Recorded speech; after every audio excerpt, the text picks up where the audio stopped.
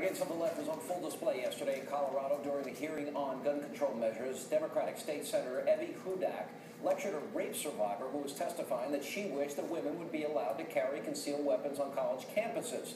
Now watch this exchange filmed by the Denver Post. The harsh reality as a woman is that a firearm is the one equalizing factor when met against an opponent much larger than me. The question of my life is, and will remain to be, what would have been different if I had been able to carry my firearm that night? Thank you for sharing your story. Very, very unsettling story. I just want to say that actually statistics are not on your side, even if you had had a gun.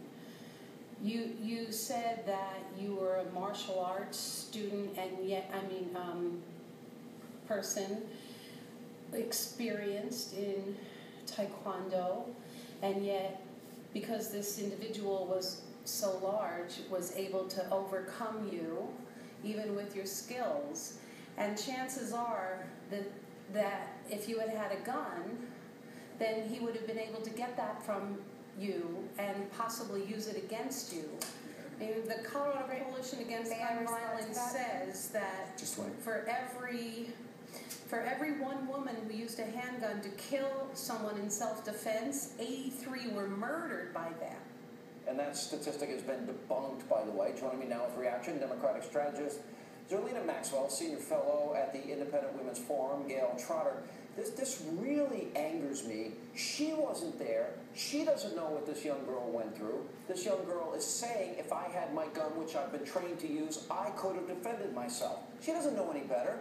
What's wrong with these people in Colorado? Well, her comments are insulting and absurd because she's trying to take away someone else's personal choice. The Second Amendment, the statistics show that the Second Amendment affects women mostly because it has a disproportionate impact.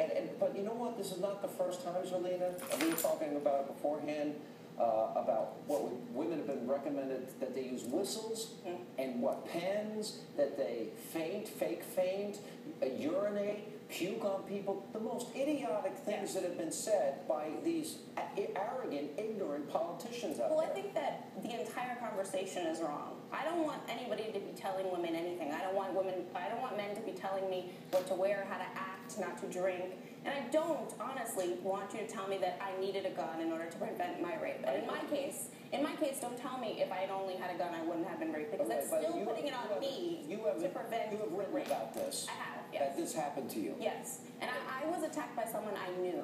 So you're required, what you're saying works out in reality, not in a theoretical scenario.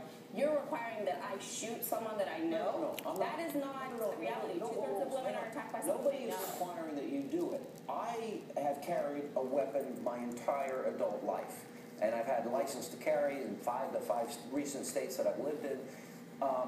And I am trained, I'm a marksman in the use of a pistol. I have been since I'm 11 years old. I've been a good shot. Only if women choose to. They ought to have the right. That ought to be their choice. And if you choose not to, I fully respect that. I would urge you to bring every woman to have some way to defend themselves. And every year there are 2.5 million defensive uses of guns. Right. Every year. And the people who have done these studies, Gary Kleck, he's a lifelong Democrat. He's a member of the ACLU. So this is a legitimate study that shows that people use guns to defend themselves. And this is what they're denying women. They're telling them to use a ballpoint pen. A ballpoint pen? That's ridiculous as well, but I don't think that we should be telling women anything. I think we should be telling men not to rape women and start the conversation there. Criminals are not going to listen to that. No, so but I agree with you. Yes, men are committing a crime, but many of the men that commit rape are people that do not. But you're talking about it as if there's some faceless, nameless criminal, when a lot of times it's someone that you know and trust. Well, I'm saying that women need to know that these situations arise, and we've got evil exists in the world. Yes, we can prevent rape by telling men not to commit it. No, that's not right. No, we're not talking about I want women to be able to protect themselves, don't you? I want women to be able to protect themselves, yes. But I want women to not be in this situation.